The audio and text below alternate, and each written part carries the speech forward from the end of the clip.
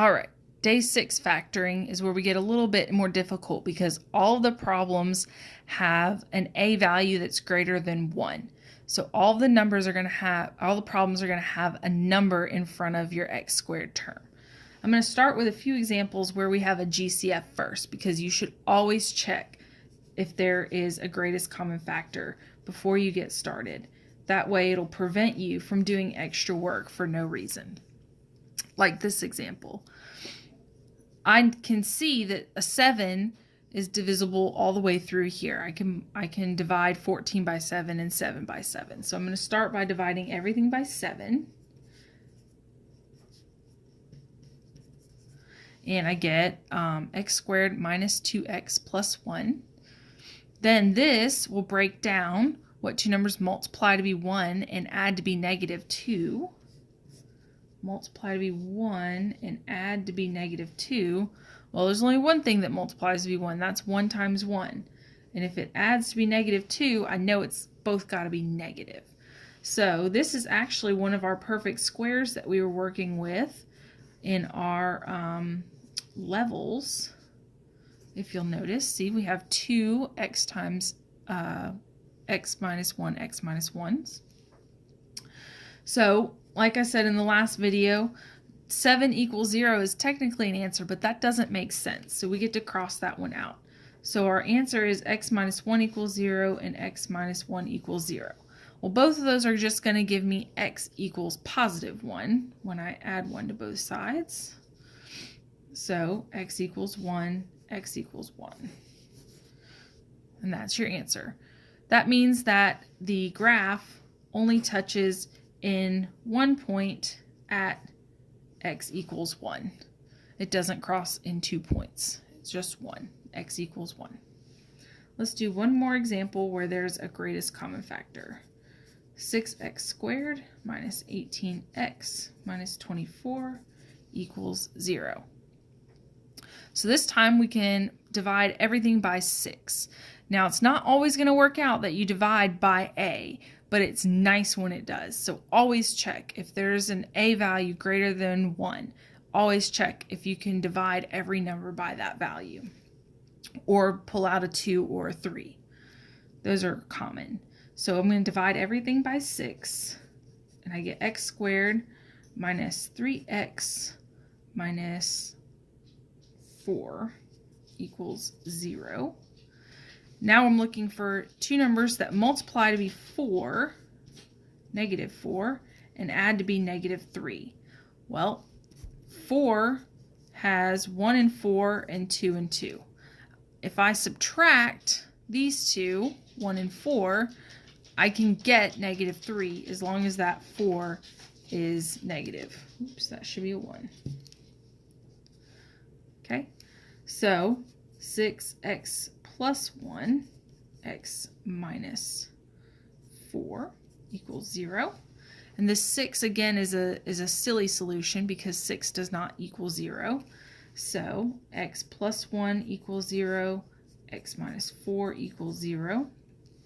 Subtract 1, add 4, x equals 1, and x equals, negative 1, and x equals positive 4.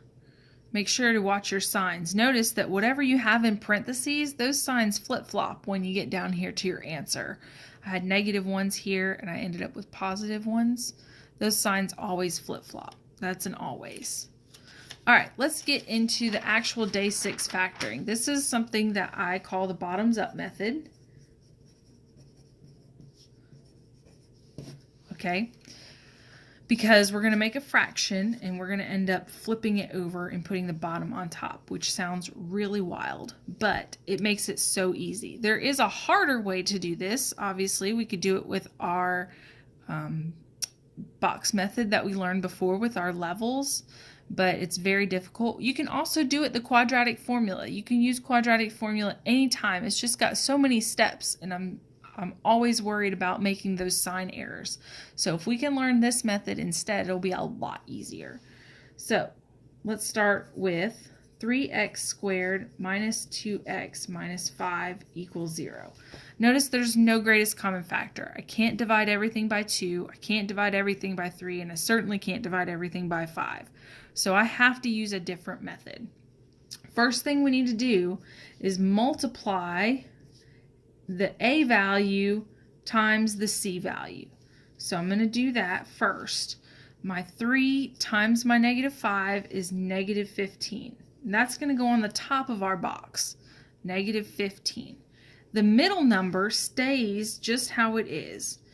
Okay, so I'm looking for two numbers that multiply to be -15 and add to be -2. So I'm going to come over here and I'm going to draw my chart. All things that multiply to be -15. Well, we got -1 and 15. 2 is not divisible. We can do -3 and 5, or we can do +3 and -5. And that's going to be our ticket, because if I have -5 and +3, if I add those together, it gives me -2. So those are my factors, -5 and +3. However, I can't just put those in my answer. I have a 3 out front. I multiplied by that 3 to start out with, remember? I need to now divide by 3. I have to undo that action that I did before. Remember, we always have to balance out. So because I multiplied by 3 in the first place, I now need to divide by 3. So I divided both of my factors by 3. This one will simplify to being 1. So one of my factors is just x plus 1. The other factor, I need to take the bottom of this fraction and bump it up. This is where we get that title bottoms up method. So 3x and then -5 goes behind it. These are my two factors, okay? To get the answer, to find the solutions to the equation, you set each of those equal to 0. And then you just solve. So this would be x equals -1 and x equals 5/3. All right, and now if you're very observant, remember math is all about patterns. I've got a +1 here. Remember I said what goes in your parentheses switches signs? There's my -1. I have a -5/3 here. Remember what I said goes in parentheses switches signs? Here's my +5/3. So I didn't even really need to write out this step if it wants the solutions. But if it just wants me to factor, this would be your final answer. Let's do another one because I'm sure that was super confusing. 2x squared plus 3x minus 9 equals 0.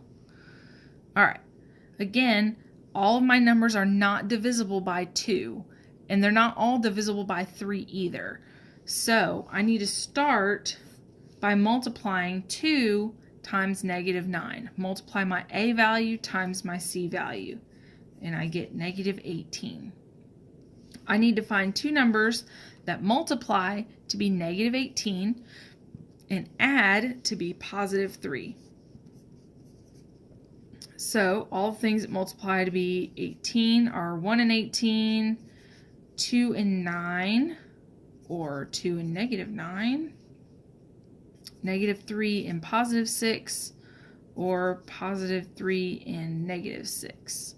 But I'm pretty sure that this one is going to be the one I want, because if I subtract these two numbers, I get a +3. So +6 and -3 are my factors. But I multiplied by 2 to start out with. So now I need to undo that action by dividing both sides by 2. So 6 divided by 2 is an even number. That gives me 3. So one of my factors is x plus 3.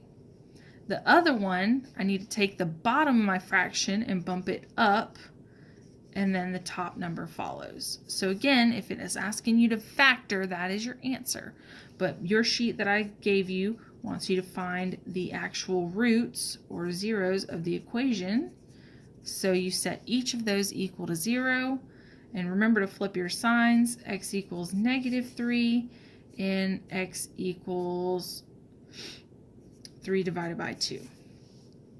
And again, if you look at your X factor or your butterfly or your diamond, lots of names for this situation over here, those signs are flipped. Okay, that's a pattern. It happens every time. Let's do one more example just to see if we've got this. 5x squared plus 19x plus 12 equals 0.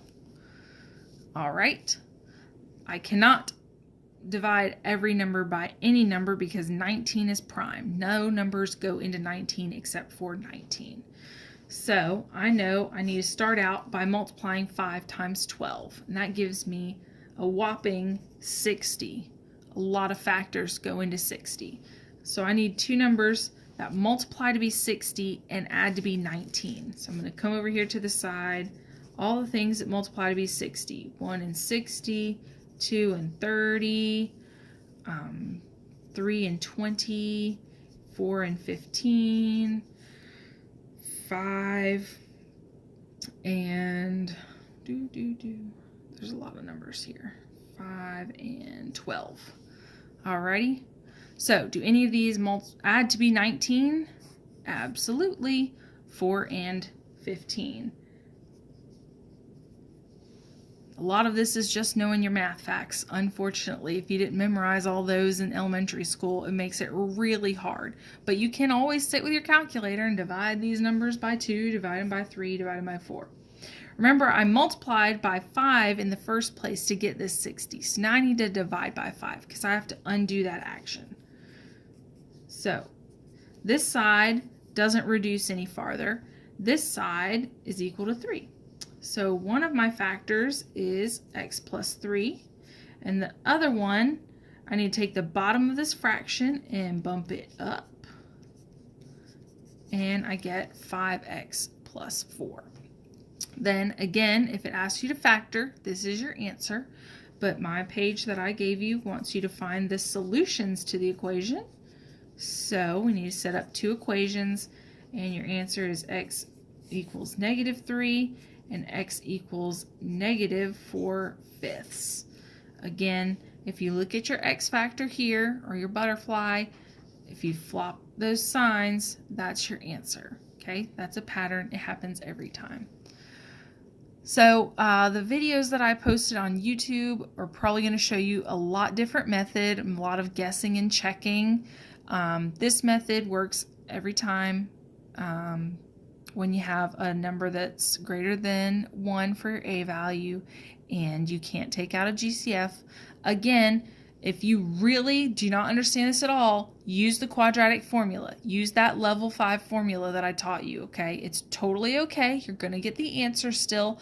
This just might be a little bit easier if you're really good with your math facts. All right, good luck, guys. Hope to see you Monday.